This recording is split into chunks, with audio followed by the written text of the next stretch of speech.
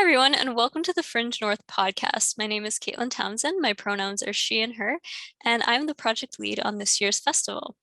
And I have with me here today Carlyn, and Carlyn was part of our festival this past August. So, Carlyn, would you like to take a moment to just introduce yourself and chat a little bit about your experience with Fringe North? Yeah. Hi. I'm so glad to be back and chatting with you, Caitlin. I'm Carlyn Rhamey. My pronouns are she, they, and I'm a Hamilton based storyteller and multidisciplinary artist. So I tell true stories from my life, which is my main gig. And then I also dabble a lot in some visual art and physical theater and acting and writing and producing. And so I kind of try and do as much as possible.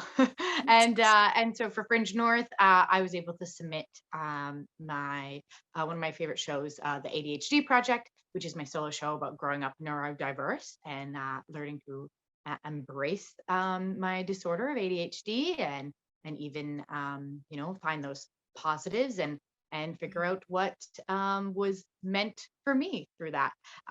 So that's what I sent in a recording for Fringe North, and yeah, and I had a great experience. It went really Awesome. well. I had quite a few people watch it, which is Mhm. awesome because I've never been there and no one's heard of me there.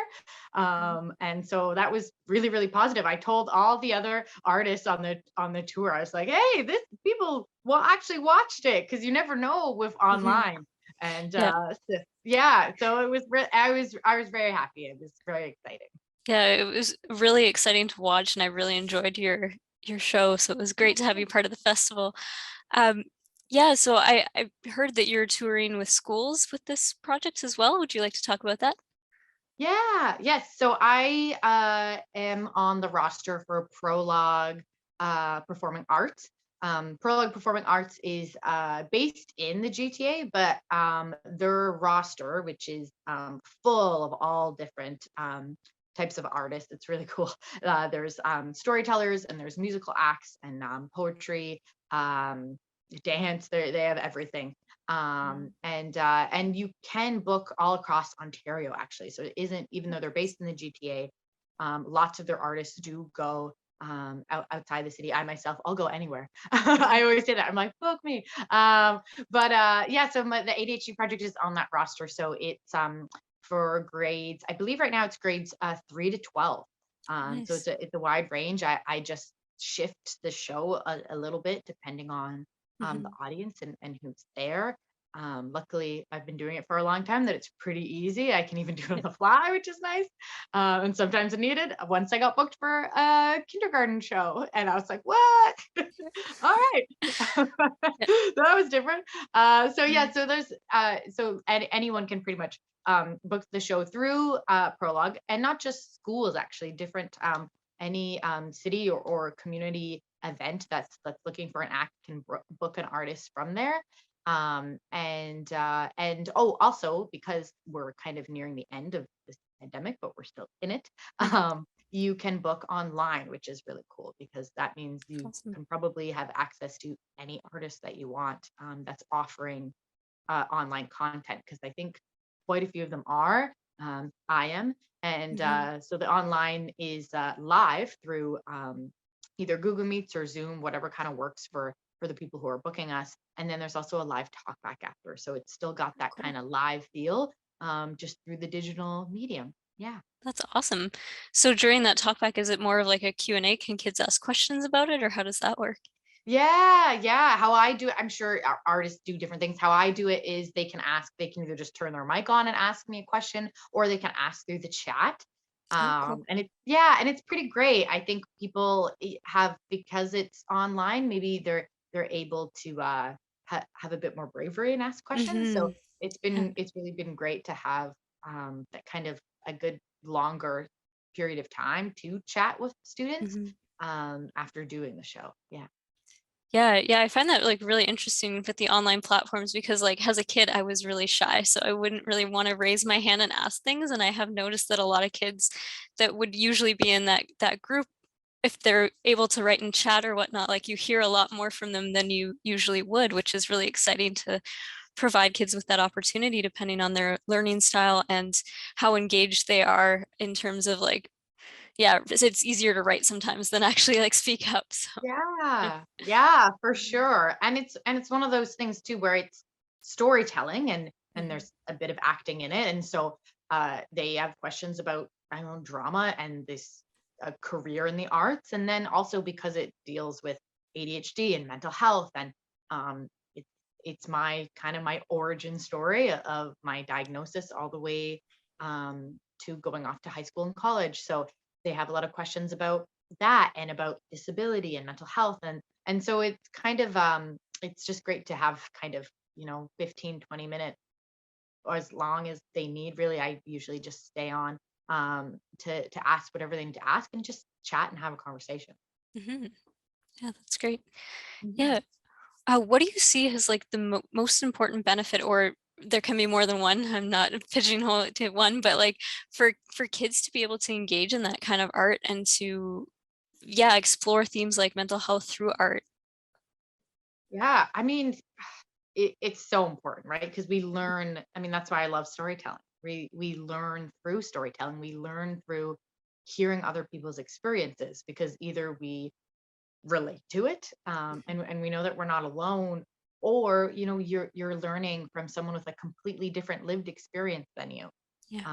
And so either way, you're gaining something from that. And my style is that I tell a lot of comedic stories with kind of the harder, deeper stories about bullying and trying to fit in and struggling in school. So having that comedy side too, to kind of disarm them a bit. Yeah. um yeah, it's really really important. And I think it's able they're able to handle those kinds of tougher topics a lot easier, um by having that mix. Mhm. Yeah. Yeah, and you shared that you got a lot of questions from kids about like your journey as an artist, not just necessarily about the content, but Mhm. about like getting into the art space. What have those questions been like, and how do you find, like, what advice would you have for kids who are perhaps watching this and questioning, like, how do I get involved? And Yeah. Yeah, it's great. I mean, I did a school show today, my first one for this nice. year, um, on Zoom. And the first question was, "Do you get paid?" And I was like, "Yeah." But I was able to like spin it into, because I had been talking a lot. I mean, sometimes different shows, I changed the show up a little bit. And in that one in particular, because it was high school kids, I was putting a lot of emphasis on learning to be able to self advocate, Mhm. not just if you're neurodiverse or you need accommodations, but being able to self advocate as a person, like being able to stand up for yourself. That's a skill that you Mhm. learn, hopefully, and the earlier the better. And so I was talking about that in regards to art, and how because we choose this career, typically, and we love what we do, and it's our passion, but that doesn't mean that it's not our career, and we don't deserve to Mhm. be paid for our work, which is a kind of an ongoing thing, Yeah. for artists, especially after the last couple years. It's been rough. Yeah, Now is the for time to sure. pay artists for Mhm. their work, right? And support local artists too. So I had made it a topic about that, and about how important it is for when you do become a working artist to be paid, and to value your art, because it is your work.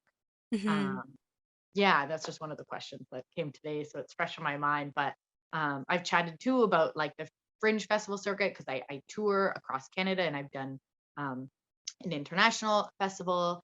And so I chat a bit about those options too, because they are lottery, so they are open to anybody. Mhm.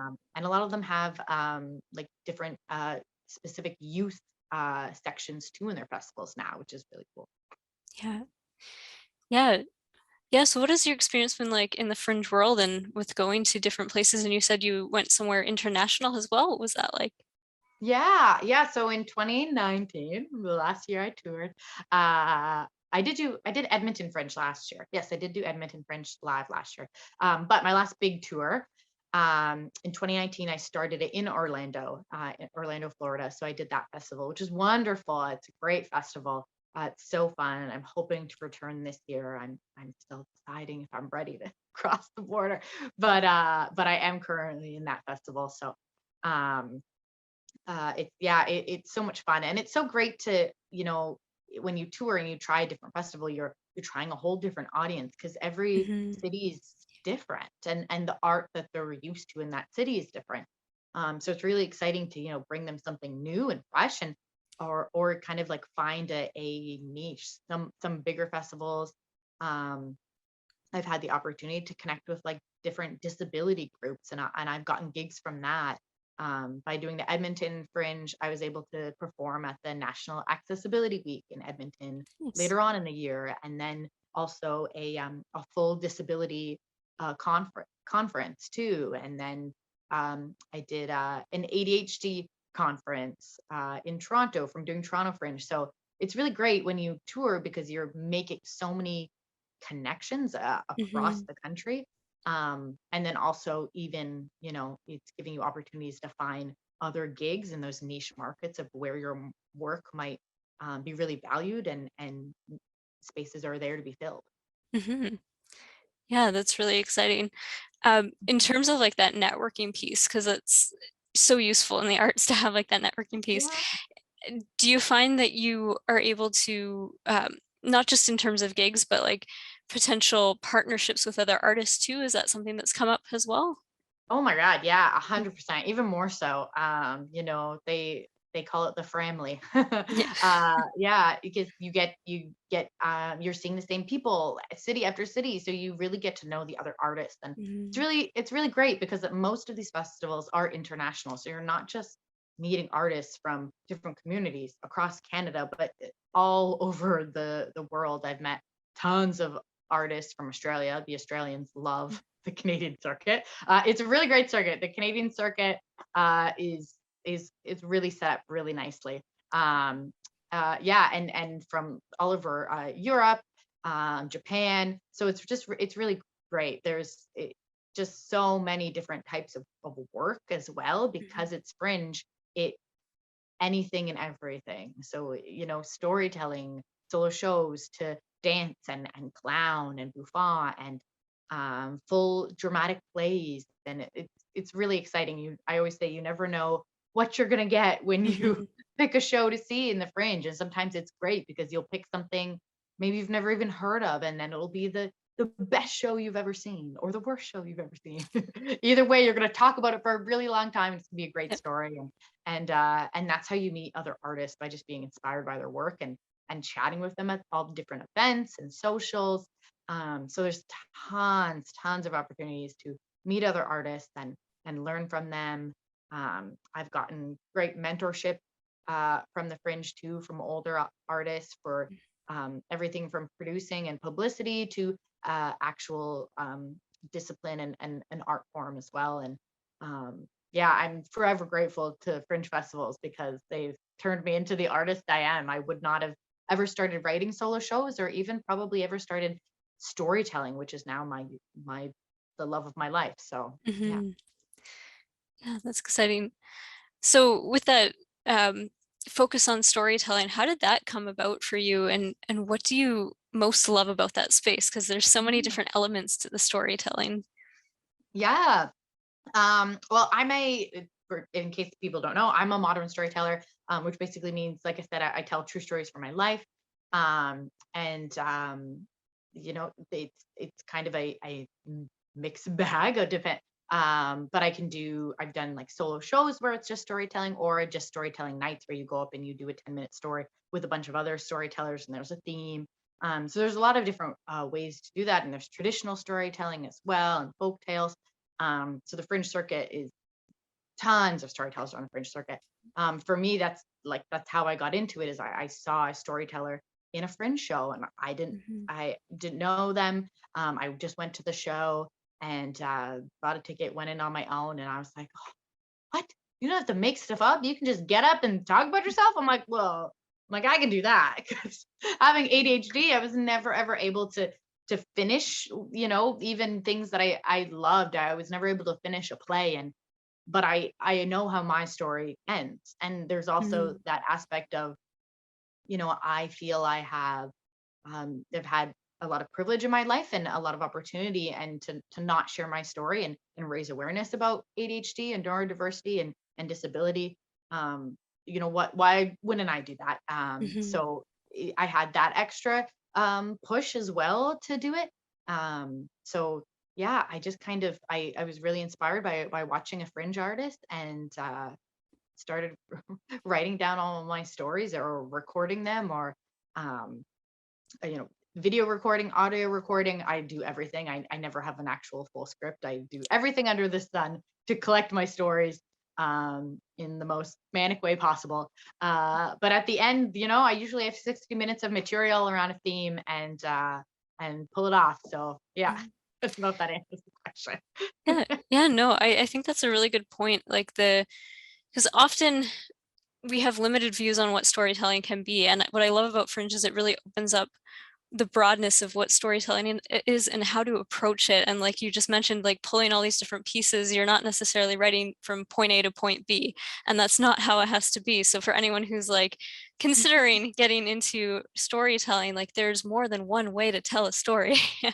So I'm curious with your background in storytelling, and you've done several different projects within this storytelling realm. So what is your favorite way to like approach that storytelling process, and just like the different, I guess, flavors of storytelling that can come into that versus this, like in school we're often taught that like point A to point B, one style approach, and that's all we're ever given, right? So I'm just curious as to some of the unique things that you've seen in your own process, as well as some of the other storytellers that you've run into while on the circuit.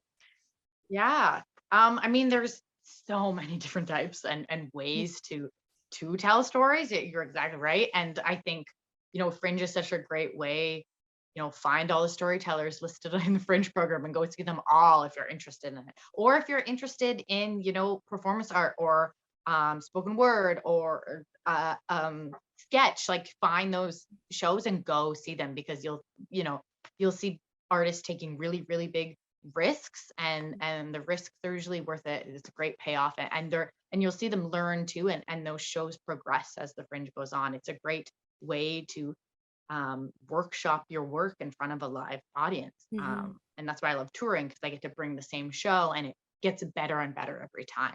Yeah. Because for me, I really need an audience, and I think most artists need an audience, especially like doing a lot of comedy with my storytelling. I like to know what's funny. I feel Hmm. like I can't tell, so I don't know until I get up in front of an audience and improv with them too, and interact with them, and go off script and tell another story I hadn't planned on telling, and that's how I kind of like figure out the show. I have a Hmm. loose structure, and I go from there.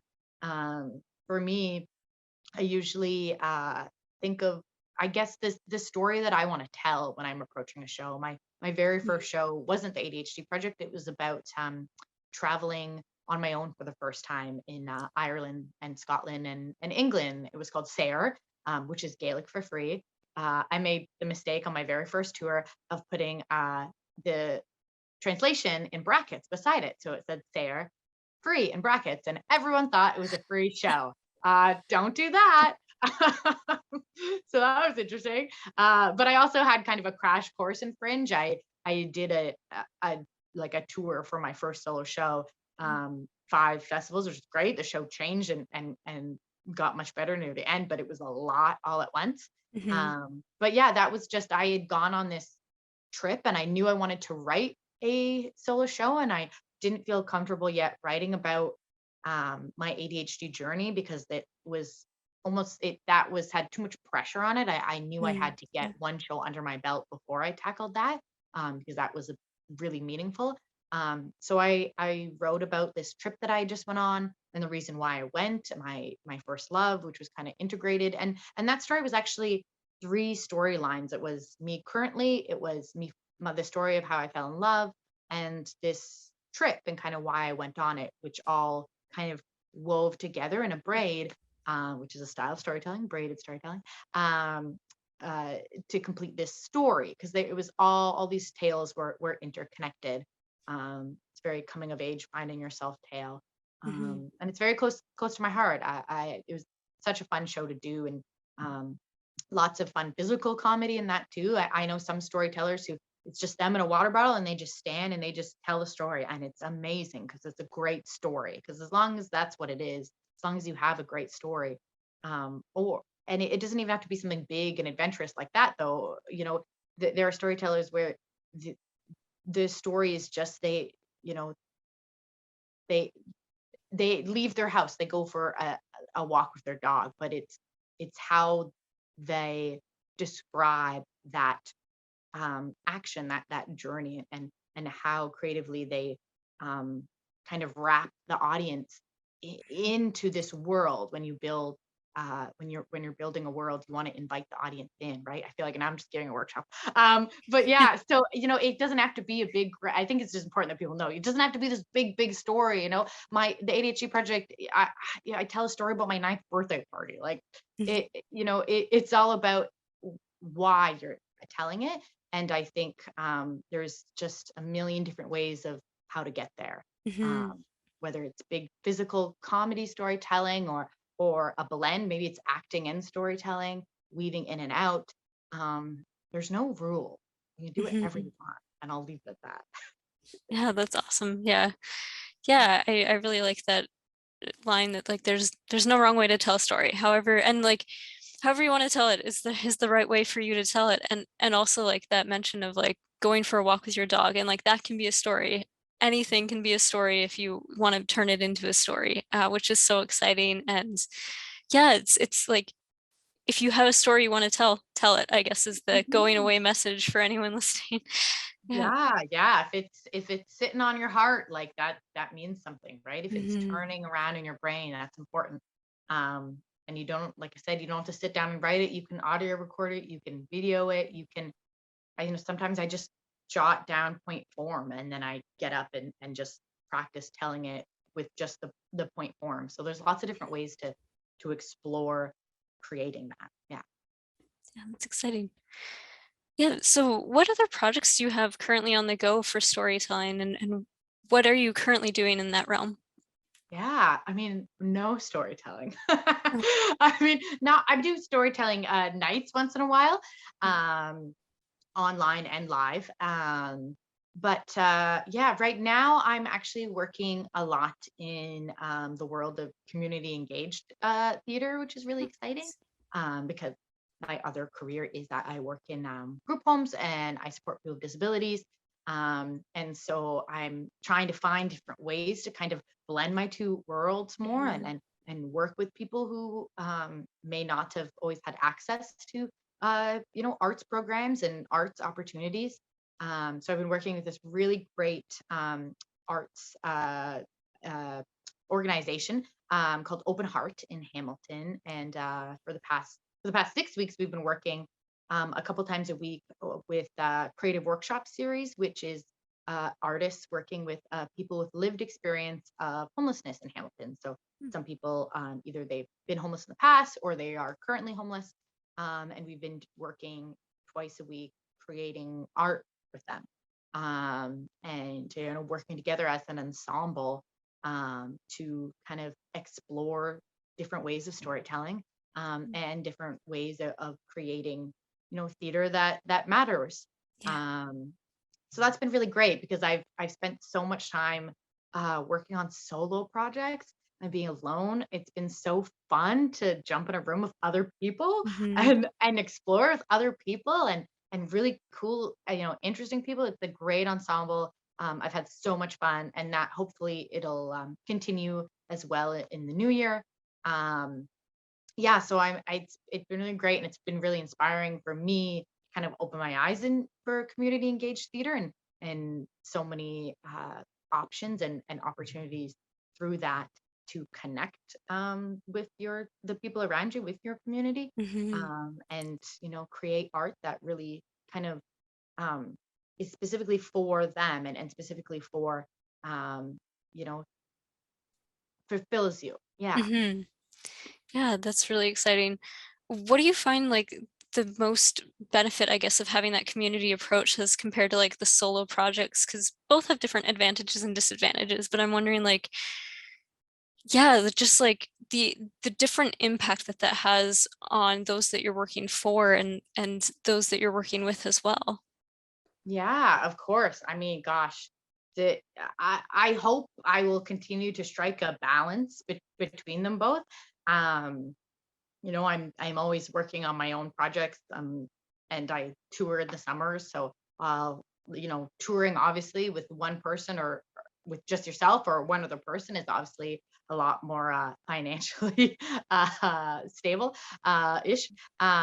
So that's kind of why I got into solo work. Was I mean I wanted to share my own stories, and then also I knew that it would be, that's a great way to tour and to have that opportunity. Um, and I do hope to continue that. It's just I do miss, I think, that connection when you're Mm-hmm. working on just your solo show.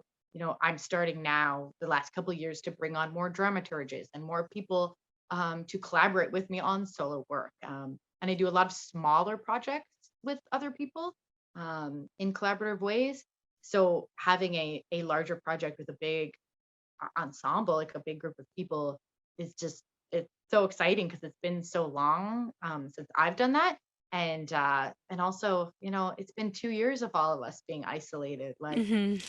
I'm gonna go work by myself, like telling my own story. Like, I don't know. I miss people. Yeah. So it's been a really great shift for me. Mm-hmm. And I've just had so much fun like learning about community engaged art. I just took a workshop with Jumbly's Theater in Toronto, which does a lot of community engaged art and theater.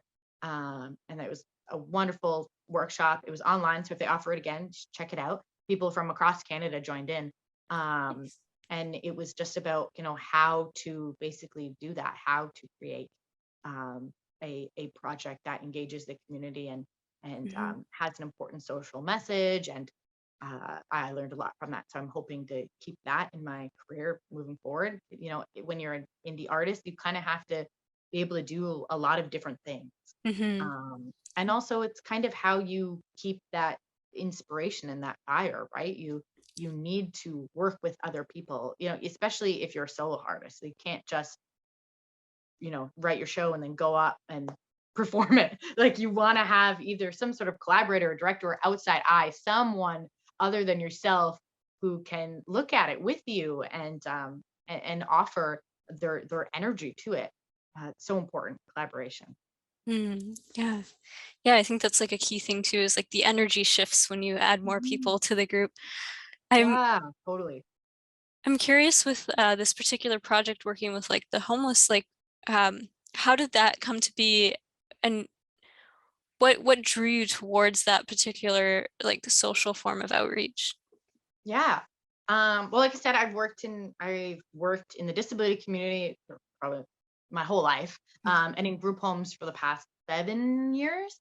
And so I've known the artist Kelly Wolf, who runs Open Heart, since I moved to Hamilton. And so this is a project that she's been working on with that organization with another artist called Rose Hopkins from Hamilton, and they've been working on this project for about a year now in different forms. And that's Mhm, another thing that's interesting about like community engaged art is the different ways you can research and explore to get to your kind of final your final piece, because it mhm, started as a small bit piece in a site specific festival, and then from there it went on to interviews. We've done an audio piece where we had interviewed um, workers who either are working with vulnerable people in Hamilton throughout the pandemic, and we interviewed them and created an audio piece from that, which was called "Am I Helping?"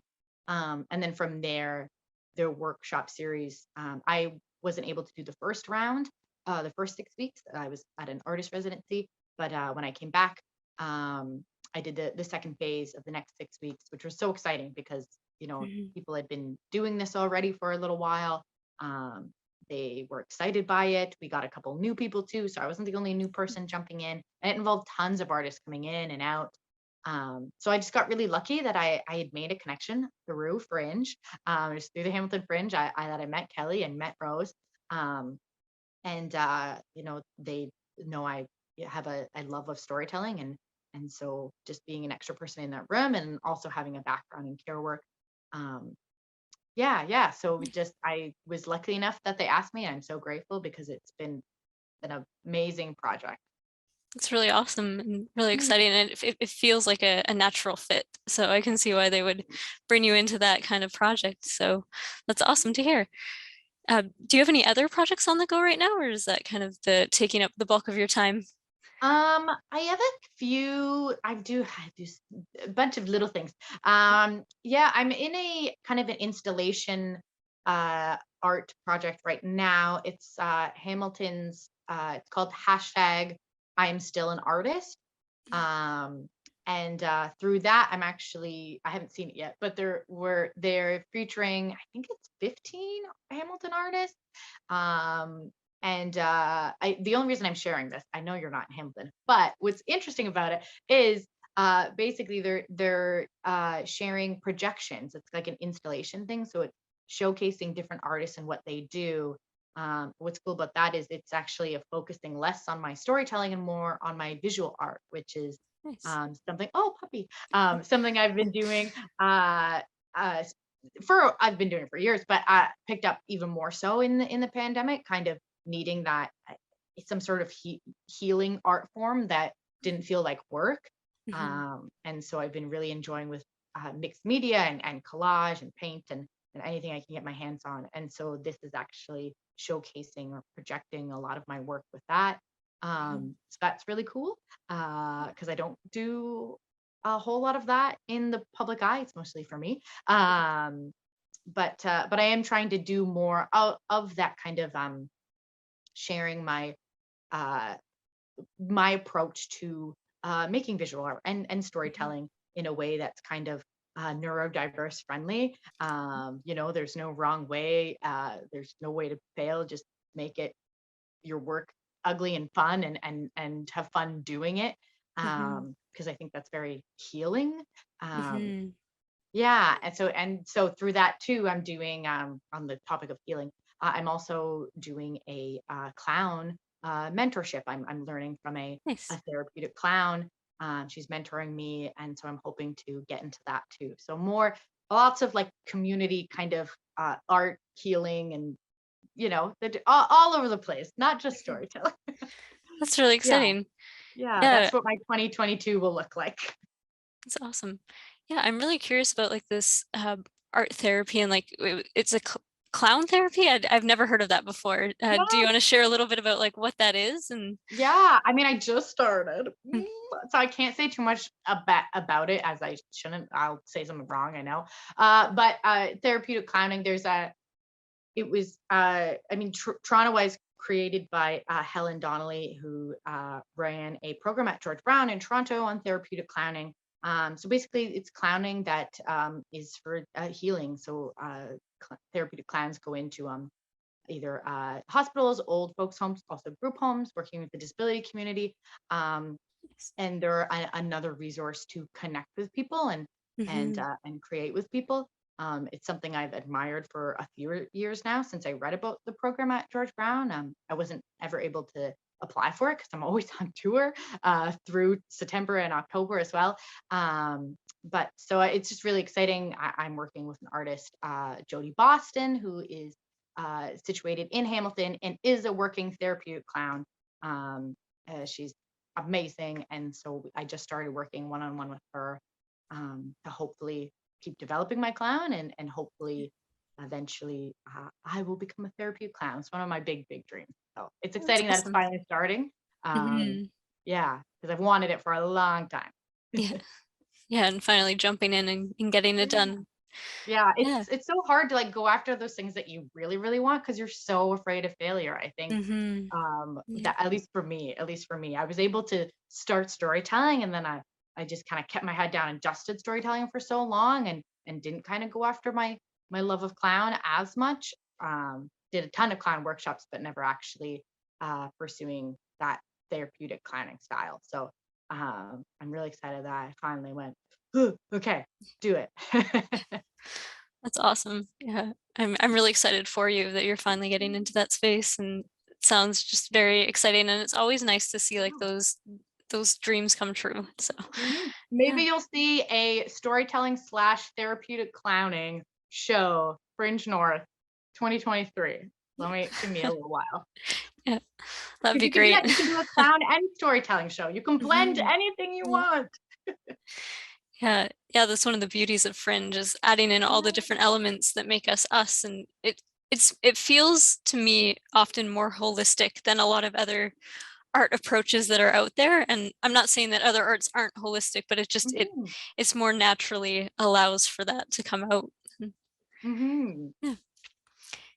Yeah. So in your opinion, with like diving into these two projects, there's the clowning and then also like the visual art side of things with the healing. Uh, why do you feel like art is beneficial in the healing space? And for you, why do those two naturally pair together? Yeah. I mean, I find art really healing. For me, I think there is art that I do as an artist and projects I work on um, for others as a service for others, so that my audience can heal through my stories. The ADHD Project, um, and they can go through a catharsis and or connect with me or relate to what I'm sharing. And then there's art like my visual art, which is more healing for me. Mhm. And I think in regards to theater, the most important thing to do is like take care of your audience, because you never want to, if you're not healed from something, and that's something with storytelling, you got to be careful with. Like if Mm. you're not healed from an experience, you probably shouldn't go up on a stage and talk about it. um I've made that mistake before, because you want to make sure that you're able to care for your audience, and take Mm. care of them. They need to not be, worried for you on stage, right? So there's I try and separate that and Mm. know for myself, do a lot of that internal work of like what is ready to be shared with others, that I feel good about and healthy about in a good mental space, and what is something that I'm going to practice just for me, Mm. for myself to help my mental health or to keep my brain in a good space, or just Yeah. practice and practice having fun with creativity again, especially the pandemic. It I couldn't write, and I didn't have a whole lot of energy for performing on Zoom, and Mhm. so I put all this energy into producing. I was one of the co producers of Fringe live stream, um, and I had kind of that side of my brain, but I kind of lost that creativity, and so visual arts was like a safe way for me to kind of explore and give myself like the rule of having no rules, like just Yeah. playing around with whatever I wanted to play with. If I didn't finish something, whatever, move on to the next thing. Mhm. Because there was no one waiting for the finished product at the end, which was Yeah. really freeing. And then since then, I was able to create a workshop with the Art Gallery of Hamilton for their summer sketchbook series, which was kind of inspired that, where it was just like art unhinged, rip the paper. I like to like really get in there with my hands and get covered and pound the work or get all that out, because Mhm. it's the process that is really exciting, and it's less about the result when it comes, at least for me, when it comes Mhm. to a healing practice. It's about going through the motion of creating something, and then you look back and you're like, oh, I know what that was about. I didn't Yeah. know that going in. I was just Mhm. playing around with my sketchbook and some scissors and paint. But looking back, I can see what I had to get off my chest through that. Or Mhm. sometimes it's just nothing. I'm like, all right, I don't know what that's about, but Yeah. yeah, yeah. It's all about, I think that when it comes to that kind of art being therapeutic or healing, it really comes through in the process of things come out that you might not be aware of. Mhm. And it's helpful to like bring things out that you might be dealing on a more deeper level. Yeah. Yeah, and I love that idea of like art being for you in that space, because often Mhm. like a lot of people feel like they can't engage with art unless they're like at a certain level and like they can finish this product and have someone else enjoy it. But like it doesn't have to be for someone else to enjoy it. You can enjoy it yourself and enjoy the process of it. And yeah. Oh, I know. I am such a big believer in that. Like so many people are like, how do you do like like you're a visual artist and a performer? I'm like, I'm not a visual artist. Like I'm not. I just mess around. If that like I it's it's really it's like a hobby like anything else. It's just for fun. Mhm. And the same and the for storytelling, even though that is my career, like how I started solo work was just submitting to a festival, and I was like, well, I paid $500 and I have a deadline. I better write something. So it was literally for like doing something I'd never done before, but to kind of forcing myself to do it within this structure. This gives me 7, 8 months to complete a project and to do Mhm. something that I've always wanted to do, because money is on the line. It's a good motivator. Yeah. So I was forced to do it, but I had no experience before that. Like I had only seen one storytelling show. Um, and honestly, like that's what's so great about the Fringe, because you learn as you go. And Mhm. audiences are usually quite warm, and they want to welcome you. In the majority of the cities I've been to, it's been like that, and other artists too.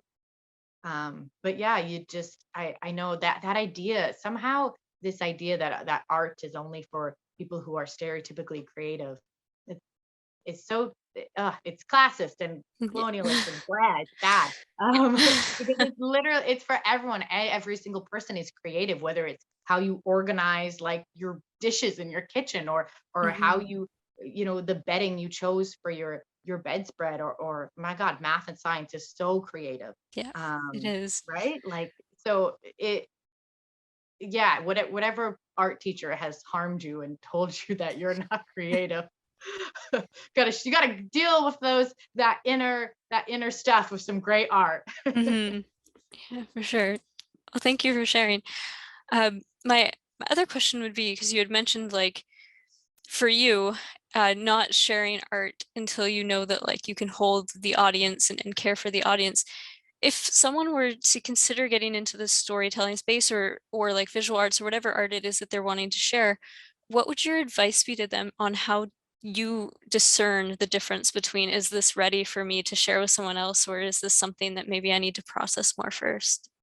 Yeah, and that's just yeah, it's such a gray area. I Yeah. think as much as possible, like yourself. I think if you're um healed from an experience or not. Especially if you're working with triggering subject matter. Mhm. I definitely do some work in like trauma informed, either workshops or do some research in that. Always have trigger warnings, but again, outside eye, it's the Mhm. best way to kind of like get eyes on your work, for creatively, but also other people can oftentimes, other people that you trust, not someone you're like you don't know Mm. very well, get someone you trust, um, or someone whose work you really, really admire and respect, and take what you want from those experiences. But because everyone will have different opinions, but for the Mhm. most part, that can be really, really helpful in kind of figuring out um, what is ready for the stage, and what might not be yet. Mhm. Um, yeah, because it is really tricky to figure out. Yeah. Um, it's something I think about all the time. There's some things that I want to write shows about and talk about, but I know that I'm not quite there yet, so I'm holding off. It Mhm. doesn't mean that I can't write about it and tell stories about it on my own time. I'm just not gonna get up and talk about something in front of an audience if I don't think that they will be safe with us in that. And it Mhm. doesn't mean that you can't get emotional telling your story. I get emotional telling so many of my stories and shows, and that can be real emotions that come through. And it doesn't mean that those stories can't affect you. And it doesn't mean that the art won't continue to heal you by Yeah. sharing that story, because then if people relate, you're going to end up connecting with people, and that's going to give you so much more. Um, Mhm. but you want to take care of your audience, and you want to take care of yourself too. If you're going on stage for 7 shows in a Fringe festival and digging into a wound that's not healed yet, that's no good for your mental health. Yeah. Like that's no good for you, and it's no good for the audience either. Hmm. So yeah, I don't think there's any there, I'm not sure if I know the answer of right or wrong within that, but Hmm. that's why I always encourage people to just find collaborators that you trust, someone to share with your Hmm. experience of what you want to talk about, or your story or your play, and kind of get some feedback on that. Or Yeah. even workshop in front of a small audience of people again, anything like that. Hmm.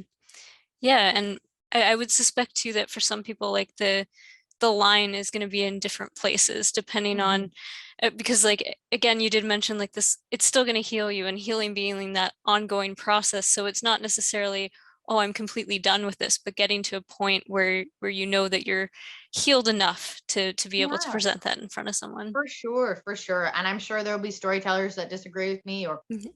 performance art is very like visceral and in the now. And I'm sure a lot of performance artists have different approaches to that. Mhm. Um, it's just especially with this past year, it's been a rough, traumatizing couple of years. You wanna keep your audiences safe and keep yourself safe. Mhm. Um, yeah, yeah. Yeah. Yeah, and I think too there's a piece of that that's probably like creating structures in how you engage with it yourself. So Mm. touring with someone you trust, to if it does end up being more triggering than you thought it would be, they can step in and support you, and like building those support systems around yourself as an artist. Yeah. For sure, definitely. And like I said, like it doesn't mean you can't work on a Mhm. piece. It can be very healing to journal or write stories, Yeah. um or video record things. That's all great. And then that can actually help you get ready.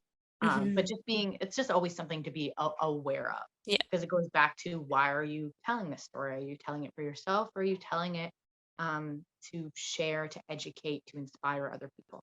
Mhm. Yeah, for sure.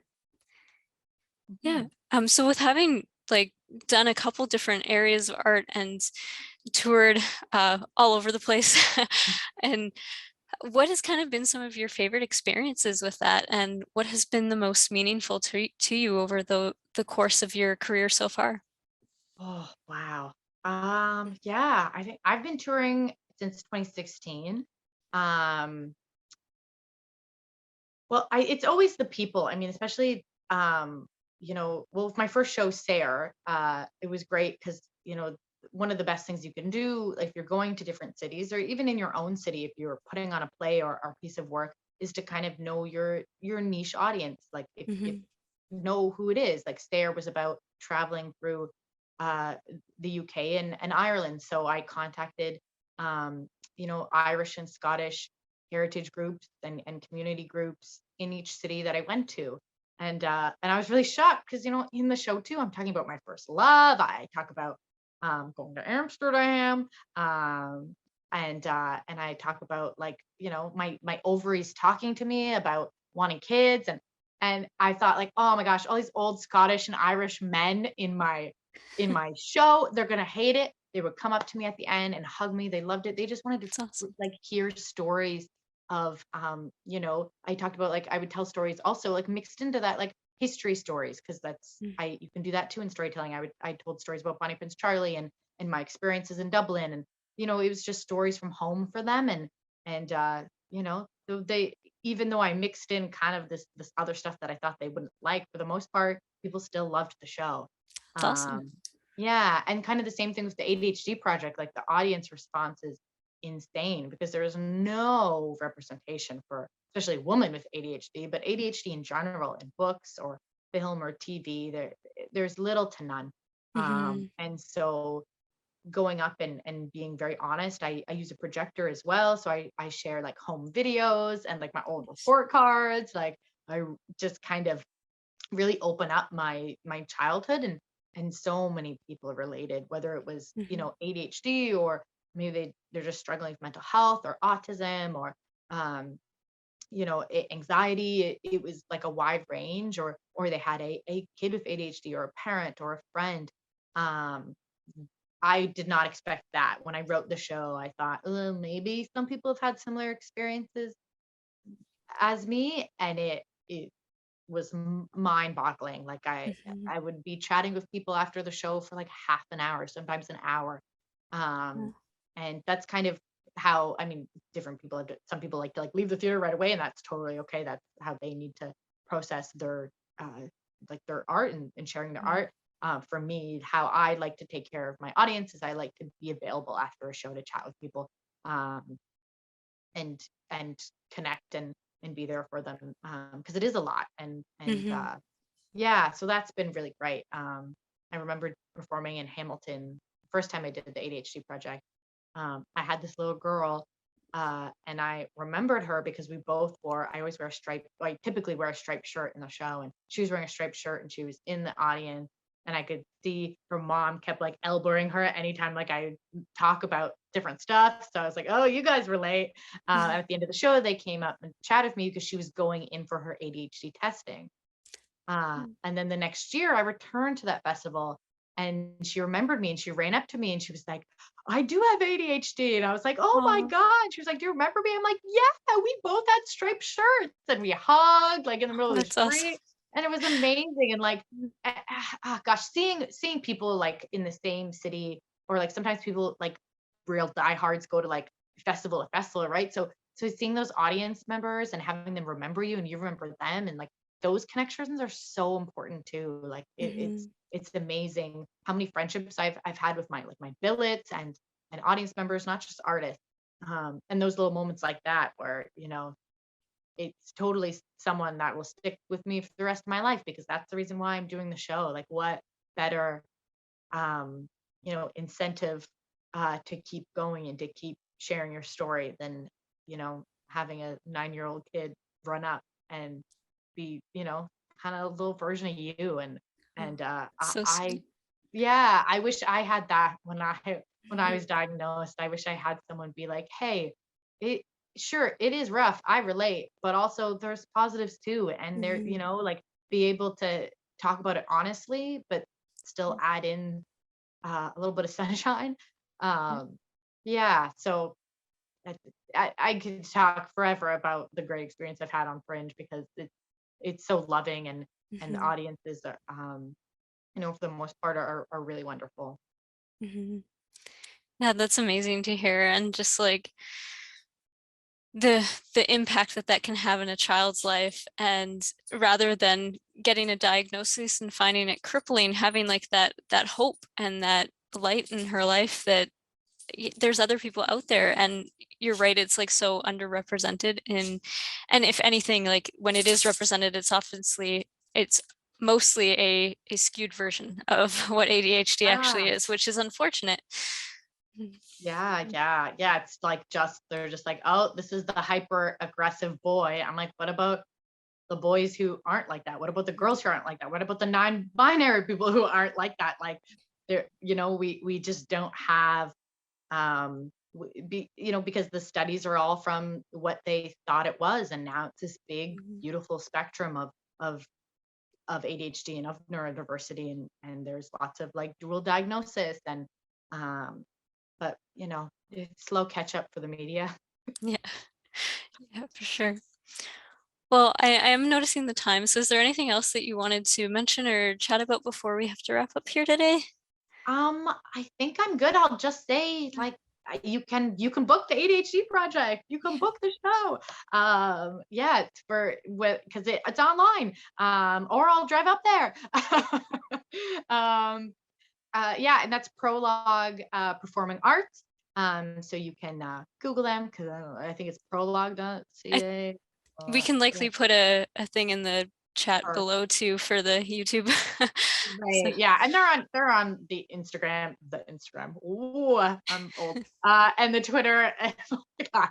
They're on everything. So you can find them there, because that's the best place you can go to book the show. mhm, My website too, if you want to learn more about the shows, or again, bookings, is squirrelsuit.ca, and or sorry, squirrelsuitproductions.ca. Oh my God, I don't even know my own website. ADHD. Squirrelsuitproductions.ca, and you can check out the ADHD Project. Has its own Instagram where I talk about the show and like where we're doing the shows, but also just kind of the rest of my mental health journey and kind of day-to-day stuff for ADHD. Yeah. Awesome. Well, thank you so much for coming on today, Carlyn. And before you go, I just want to thank you for doing this work and for being willing to uh, step into the spotlight and be that representation for people that need it in their lives. And yeah, just thank you for choosing to pursue this career and all that you bring to the art community through it. Thanks, Caitlin. Yeah, if you've got a story, share it, because we need more representation in all forms. I'm just one small experience and voice of ADHD. It's different for everyone, and there's so many different other experiences, and so I constantly encourage people to share their own story and get it out there, because you'll help so many people. Yeah, and for those who have stories, you can follow the Fringe and present them at Fringe this year, and we would be more than happy to have you apply. So thank you, Carlyn, for your time, and thank you for watching. Everyone who is watching, miigwech, merci, gracias, and we will see you all on the next episode. Bye.